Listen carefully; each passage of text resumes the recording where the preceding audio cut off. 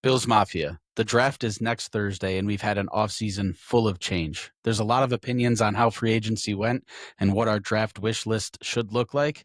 Come join me, and let's talk some Bills.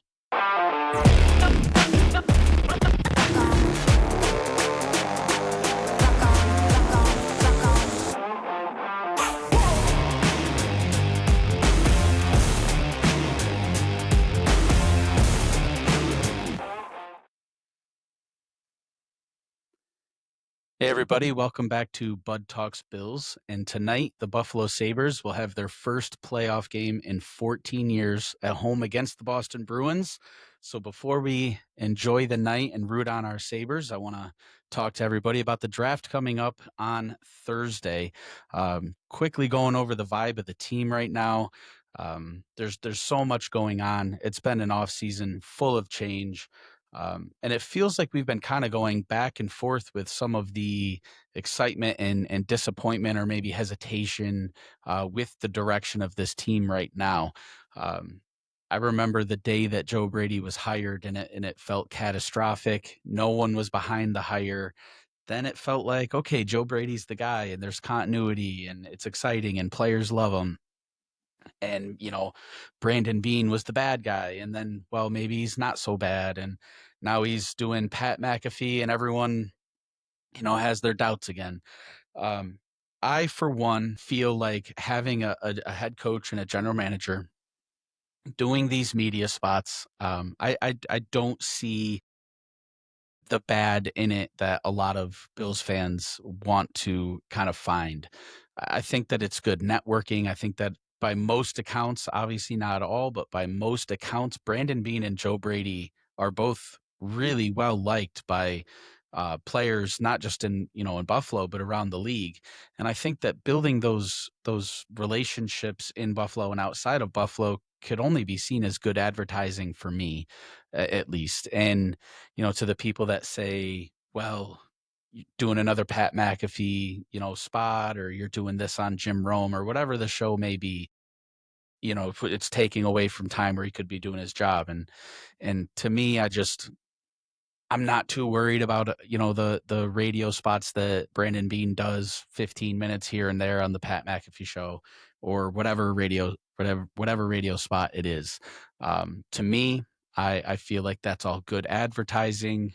Get the guys that players seem to like and want to play for out there, put their face out there, get their voice out there, and have it be a good networking. There has been some comments made by Deion Dawkins on social media. I really don't want to get into too much of that. Did I like it? No. Even the idea of flirting going to another team, especially a rival like a team in Miami. Do I think he meant it? No. Do I think that he does feel slighted by some, chatter on social media? Yes. Bills fans, for the most part, love Deion Dawkins for everything that he is on the field, off the field, and I really just kind of want to let Deion be Deion in that, and not read too much into that. Um, Josh Allen had the birth of his first child, a daughter, and I think to a lot of people's surprise, a week later is at voluntary practice, with his teammates. And I say to a lot of people's surprise, I think just purely because of the fact that he just had his first child, and these are voluntary workouts, and the new head coach is somebody that he's worked with for 3 to 4 years. So I think if anyone had a pass, Josh Allen has a pass in this situation, and he showed up and he's there with his teammates, and maybe it's not a surprise. I don't know. He's everything you want in a quarterback and the leader of a franchise, the leader of a city, and just another example of couldn't love the guy more. So ecstatic that he's Buffalo's quarterback, and we went through all that we went through to have that guy under center for us. And then quietly in the background, of all this work and the chatter on social media, the Bills' new stadium, the new Highmark, is just really starting to come together, and the signage is up, and we're hearing the more details on the statues out front, the giant buffaloes, the what did Brandon Bean call them, the big ass buffaloes. Um, it's exciting. It's exciting, and it's sad to see, some of the pieces of old Highmark coming down, especially for those of us that feel like they grew up in that stadium. But the the future in that stadium kind of culminating with a coaching change for the first time in a decade, and it's it's easy to get excited about, and man, it looks good. It looks good. I'm really excited for the first time we all get to pack that stadium and watch our Bills run out there. So to recap some of free agency, I just wanted to go over some bullet points and kind of some of the moves that stuck out to me. So I would classify our best free agent signing. And this, kind of gets missed as a free agent signing, but Connor McGovern was a free agent signing. To me, that is our best free agent. Um, it hits all the check marks. Position, of need that we thought we were going to have to replace.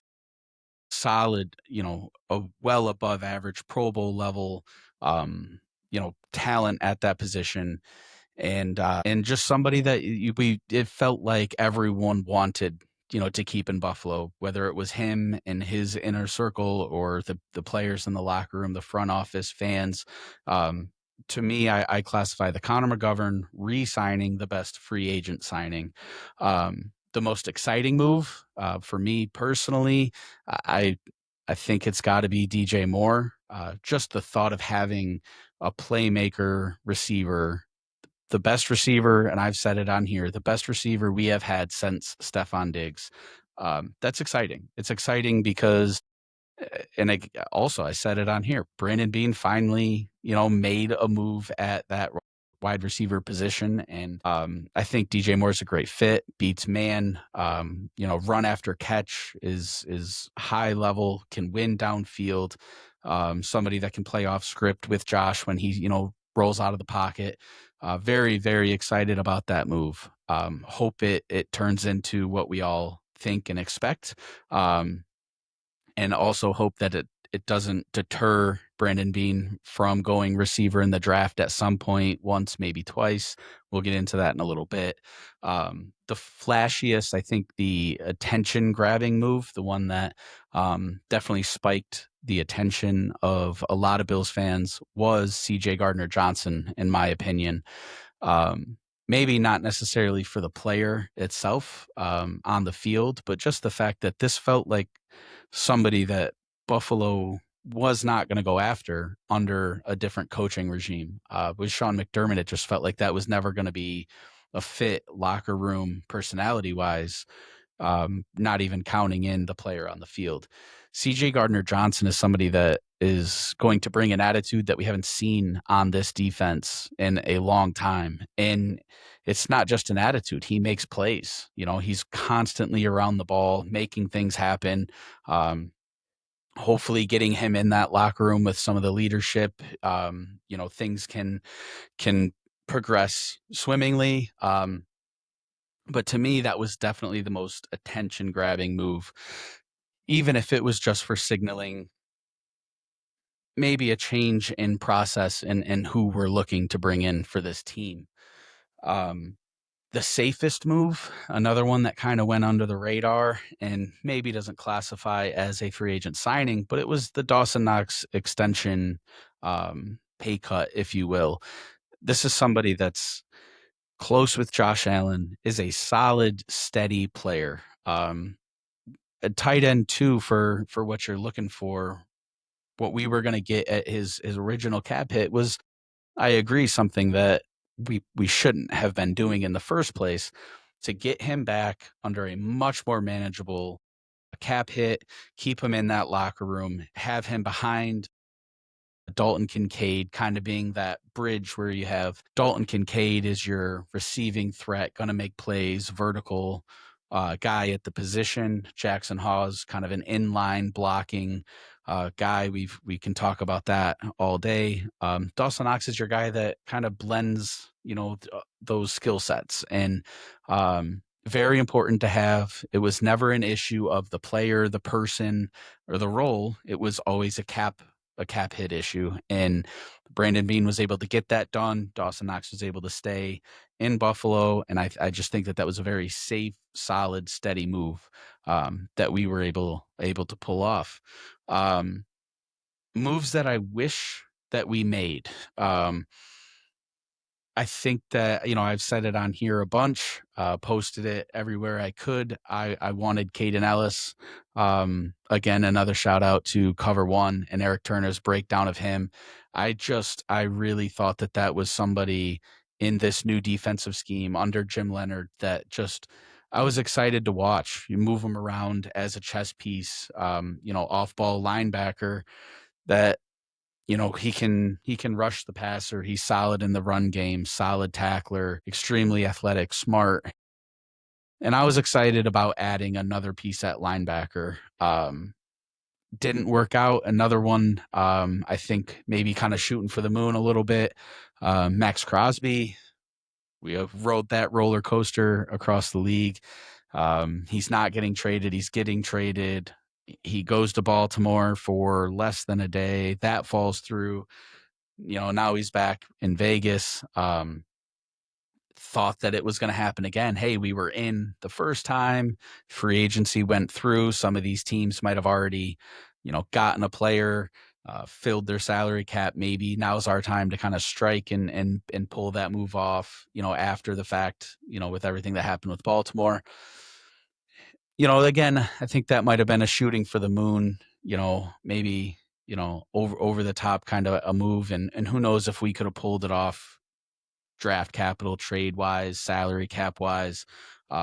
Exciting to think about Max Crosby. Huge fan of him, the way that he plays, and obviously you would love to have somebody like him on your team. And then a move that I hope that we still make, kind of coming out recently, is the Giants and Dexter Lawrence, and that's somebody that you watch from around the league. I've talked about it on this podcast. My brother's a huge Giants fan. I have friends and coworkers that are Giants fans, and they love them some Dexter Lawrence. Love him on the field and the locker room. By all accounts, very, very likable guy in the locker room. And then you just throw in the fact that is a position of need for Buffalo. Very obviously, that is, that nose tackle. I don't know the exact number off the top of my head, but he leads the league in pressures from the nose tackle position over the last however many years. And it's not close. I mean, he is a dominant disruptor, elite level defensive tackle. And that's a position that Buffalo still kind of has some question marks on. Maybe Brandon Beane can call up his old buddy and protege, Joe Shane, and make that work. Who knows what that will look like trade wise, what the Giants are even looking for. I believe that we can make it fit cap wise, with some flexibility there, moving some pieces around. I would love to see Dexter Lawrence in Buffalo. Just something that I think would really solidify the middle of that defense, and would be excited about. Do I think it's going to happen? No. I think you like I discussed with the Max Crosby kind of shooting for the moon, shooting for the stars kind of move. So you kind of shift your attention to the draft a little bit, to cover those needs. If it doesn't work out with Dexter Lawrence, I would assume to get him, it would take pick 26 at least. So going forward with the assumption that we don't end up getting Dexter Lawrence, I still think there's a lot of players in this draft that can fill that role, fill other holes that we have. And there's a lot of players to be excited about the potential of joining this team and helping us, try to get over the top, offense and defense. We discussed the DJ Moore trade and how exciting that is and what it might mean for this offense. As I said, I hope it doesn't deter Brandon Beane from going wide receiver. I think that there's 4 wide receivers personally that I would feel comfortable either at 26 or maybe if they fall into that, mid 20s, early 20s, 22, 23, 24. Hey, this is our guy. We've scouted him. We want to get him in that room, in this building. There's, a lot of deferring to the scouting department there. But for my eyes, the four guys, and I don't know how realistic some of these are Jordan Tyson from Arizona State, Malachi Lemon from USC. The big one that's catching some momentum from Bills fans is Casey Concepcion and Omar Cooper Jr. from Indiana. I think if you're gonna go wide receiver in the first round, I really hope it's one of those four. I am on the wide receiver train. Offense is fun. Get Josh Allen the weapons, but I don't want to just draft a wide receiver to draft a wide receiver. I don't want it to be a situation where maybe those four guys are off the board and we're just drafting a guy because, hey, we haven't drafted a receiver. We got to get Josh Allen help. If it's not going to be a value pick in that position, we do have other holes. And something I've talked about a lot this offseason is Brandon Beane setting us up to where we don't have the glaring obvious hole. There's some holes that we have, obviously every team does. Um, but I think that he set us up in a good position to go best player available to where, you don't have to reach for a wide receiver in the back end of the first round if one of those guys are gone. Um, Getting to another one of those holes is edge. And I know I say it on here all the time. Big Joe Marino guy, watch him. Listening to him talk about the edge that and these are realistic guys. Obviously, I'm not saying these are the best, defensive end edge players in the draft, but I'm talking realistically where we're at, who I would like to see. And listening to Joe Marino talk about Malachi Lawrence from UCF, it just gets you excited.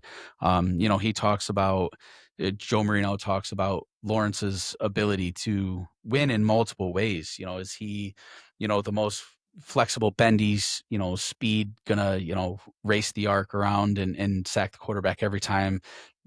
Probably not that kind of athlete, but he has other ways to win. You shut that down, he'll get there somewhere else. And I think that there's some other pass rushers in here in this draft and some that I'm going to talk about now, where maybe they are kind of like a one trick, pony. And that one trick can be very, very good and be very, very successful and help a team like Buffalo get over the top.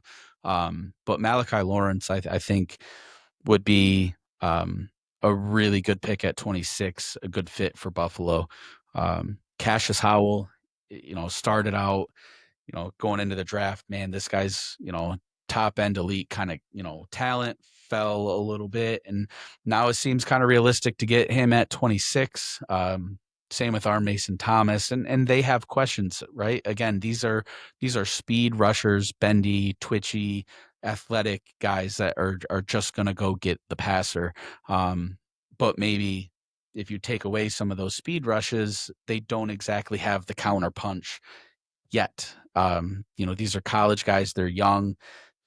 There's a lot of talk about arm length and disadvantage there, but I believe you get these guys into an NFL room and they'll find counter punches with the high level trait that they have and the speed and the twitchiness and the bend around the corner. And it would just be fun to have a guy that, seems unblockable, in Buffalo. If it feels like we haven't had that in a while and, thought we were going to get it in Vaughn, a couple years ago, started out okay and then injuries and just was never the same. And Joey Bosa last year, started out pretty solid and then just faded, into nothing there at the end of the year and in the playoffs. Greg Rousseau, love the player. I think that when you draft a guy at 30, like we did with Greg Rousseau a few years ago, coming off of, what was it, a 15, 16 sack season, I believe, as a sophomore, and then you see the sack numbers that he's producing in the NFL. Granted, he has been one of the top, run stopping defensive ends and a great player on this defense, but there's something to that excitement of having a player on the edge, 3rd and 8, and you're you just know he's going to get there. Some of these guys have that top end athleticism, pass rush ability that I'm excited about. And then another guy, maybe at a position that, we have addressed in free agency. I think we signed, 3 safeties. But Dylan Thieneman from Oregon, the safety, I've talked about him on numerous episodes here. Would just absolutely love to see a Cole Bishop, Dylan Thieneman pairing on the back end of this defense. Letting Cole Bishop come down to the box, being that robber safety, Dylan Thieneman playing over the top, free safety, center fielder. That excites me. That excites me a lot. And then another player I want to bring up is somebody that's not the sexy pick. It's not the, you might not feel the best about it at 10:30, at night next Thursday, give or take, when the Bills are picking at 26. It's not the position that, kind of gets the juices flowing a little bit. But Caden McDonald, the defensive tackle, is a position that, again, next Thursday night doesn't have that excitement kind of feel, but week 6, 7, 8, we get into the season. He's somebody that can really show up and really kind of, be somebody that Bills fans are happy about. Which really gets me to kind of my recap of this pre-draft episode, if you will. I've talked about it all off season, and Brandon Beane putting them in this organization in a position to draft best player available. There are holes. Every team has holes. I'm not saying that we don't have any holes, and hey, we're great across the board, and you're just adding on top. But we don't have any glaring obvious holes. We have competitive players at every position. And something that I think, gets brought up a lot with Brandon Beane is the fact that, he's in a draft slump, and we've talked about that. He is, in terms of some of the numbers, but really he hits on a lot of those second, third, fourth, even fifth round picks. It's the first round picks that really have seemed to evaded impactful success with Brandon Beane. And I don't think that I'm really dead set on a position group. If it's wide receiver, awesome. If it's defensive end, that's great. Defensive tackle, Caden McDonald, I would really like that pick, and I think that all Bills fans would love it even more. Like I said, once we get into the meat of the season, Dylan Thieneman pairing that, even another safety, McNeil Warren from Toledo or one of those kind of guys. We have holes, yes, but best player available. Um, all I'm looking for, is a first round pick that makes an impact this year, and sometimes the impact isn't just, at the player's fault. There's injuries. Dalton Kincaid makes an impact on this team, can't stay healthy. Maxwell Hairston, flashed a lot last year, couldn't stay healthy. And not all of that's on the player's fault. Not all of that is on Brandon Beane's fault. Simply put, I think that all Bills fans, me included, and especially, I just want to see a first round pick make an impact this year, regardless of the position. This is not a team that needed a full rebuild. This is a team that, had to move some things around and make some shifts, but the roster is solid, and I think if Brandon Beane can hit on a first round draft pick, and maybe we're moving around in those middle rounds. I know we don't have a second round pick, but he's shown to be able to hit on those middle round guys. If he can hit on those middle round guys at the same success rate that he has in the past, and pull off a first round pick that makes a major impact, like I said, at any position, I think that we're going to be in a good position this year in the new stadium. Um, you know, Bills fans have a lot to be excited about with the new stadium, Joe Brady, the offense, Jim Leonard, and that defense. I think a first round pick hitting is going to be the cherry on top to what I see so far as a very successful offseason for Brandon Beane and the Buffalo Bills. Thanks for joining me today on Bud Talks Bills. Bottom line, the Bills didn't need a rebuild. We just needed a push in a different direction, piece here, piece there. Let's go get an impactful first-round rookie and really show out in that new stadium. I'm excited for Thursday, and I look forward to talking to you guys after the draft and kind of going over who is going to be our newest Buffalo Bill. Thanks again, and go Bills.